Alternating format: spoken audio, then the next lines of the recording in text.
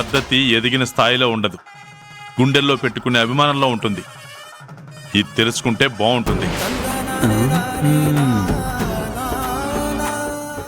పెళ్లి కూతురు పెళ్లి కొడుకు రండమ్మా.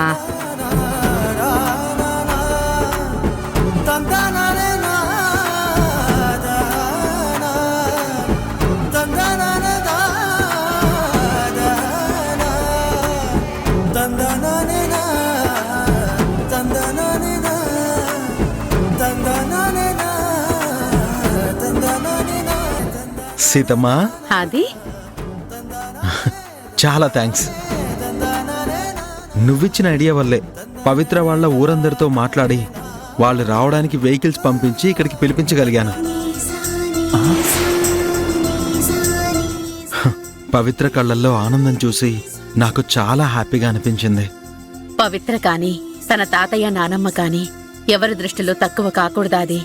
అందుకే ఇలా మంగళ వాయిద్యాలతో స్వాగతం పలికేటట్టు నీతో నేను ప్లాన్ చేశా. వన్స్ అగైన్ చాలా థ్యాంక్స్ సీతమ్మా. థ్యాంక్స్ ఎందుకు అది. లోపలికి వెళ్దాం.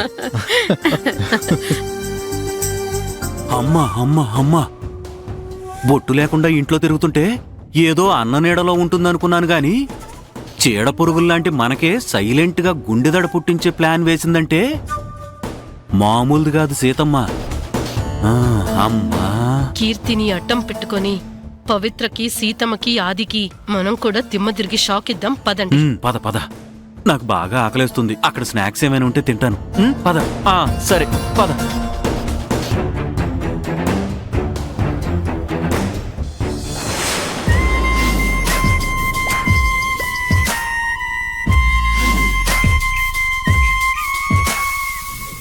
కీర్తి, ఏంటి బావా?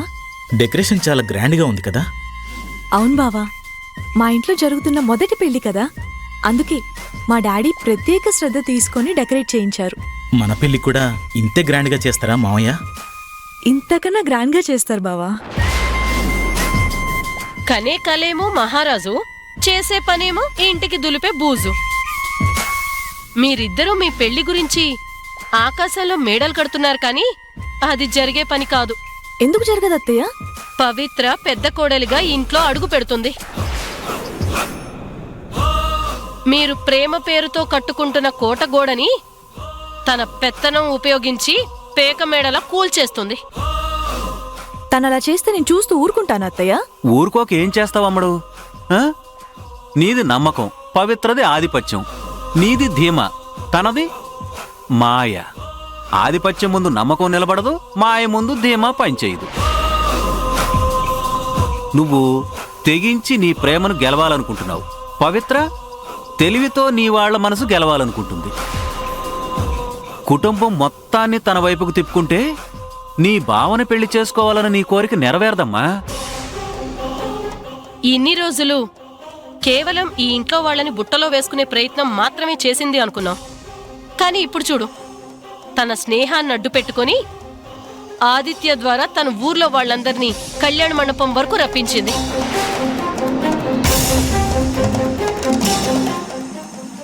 ఇంట్లో వాళ్ళని మెప్పించి తన ఆధిపత్యాన్ని నిరూపించుకుంది. పెళ్లి కాకముందే ఇలా చేసిందంటే ఇక పెళ్ళైతే? పెళ్ళైతే ఇంకేముంది, ఇంటి పెత్తనం మొత్తం తన చేతుల్లోకి తీసుకొని ఇంట్లో వాళ్ళని కీలుబొమ్మలు చేసి ఆడిస్తుంది.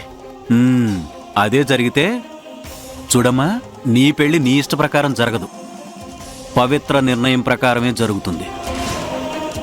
నీ పెళ్లిని విక్రమ్తో కాకుండా తను చెప్పినట్టు వినే ఒక అనామకుడితో చేస్తుంది. కీర్తితో నా పెళ్లి జరగకపోతే నేను చచ్చిపోతాను.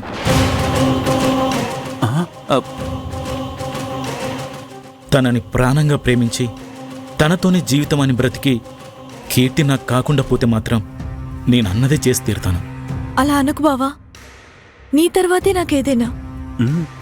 నువ్వు లేకుండా నేను మాత్రం ఎలా బతకగలను?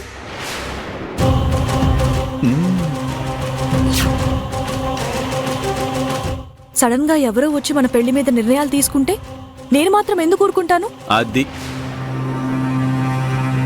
మీ పెళ్లి జరగాలంటే ఉన్న దారి ఒకటే. ఈ పెళ్లి ఆగాలి. పవిత్రని మీ ఇంటి కోడలు కాకుండా ఆపాలి. కళ్యాణ మండపానికి వచ్చాక పెళ్లిని ఆపగలమా? తలుచుకుంటే ఎంతసేపు చాలా పెళ్లిళ్ళు పీటల మీదే ఆగిపోయాయి. పొర్రపాటున అరవింద్ భార్యగా పవిత్ర అడుగు పెట్టిందో నీ బతుకు పక్షవాతం వచ్చి కాళ్ళు పడిపోయినట్టుగా అవుతుంది. నడవటం చేత కాదు, చావడానికి మనసు రాదు.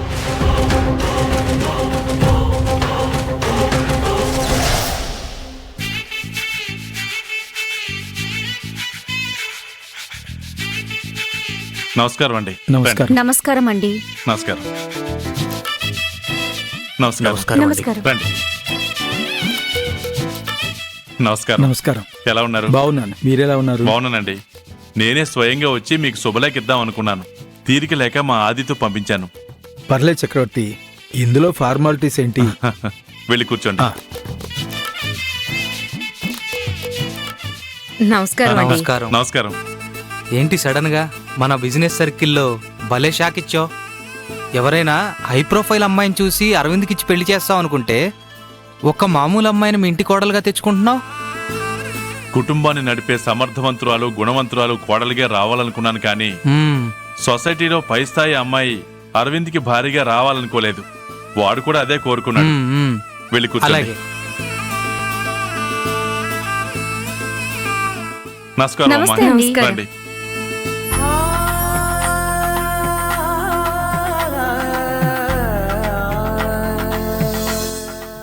అమ్మా సంజన, మీ నాన్న వచ్చాడా? బయటున్నాడా? అంకుల్, డాడీ రాలేదు.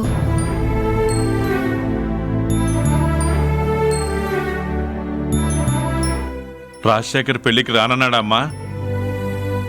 అమ్మా డాడీ కలిసి వస్తానన్నారు అంకుల్. రావడమైతే వస్తాడు కదమ్మా. రాజశేఖర్ గారు పెళ్లికి తప్పకుండా వస్తారన్నయ్యా. కనీసం ముహూర్తం టైంకైనా వస్తారు. రాజశేఖర్ని 2 రోజులు ఇక్కడే ఉండి పెళ్లి పనులన్నీ దగ్గరుండి చూసుకోమని చెప్పానమ్మా. మనసులో ఏదో కోపం పెట్టుకుని ఇన్నేళ్ల స్నేహం మీద పంతమేంటి సీత? నువ్వు మనసులో ఏమీ పెట్టుకోకన్నయ్యా. టెన్షన్ పడకండి అంకల్, డాడీ పెళ్లికి వస్తారు. పవిత్ర ఎక్కడుంది సీతమ్మా? పైన రూమ్లో ఉందమ్మా. సరే. అన్నయ్య, పంతులు గారు పిలుస్తున్నారు, రా అన్నయ్య. ఉమ్. డాడీ,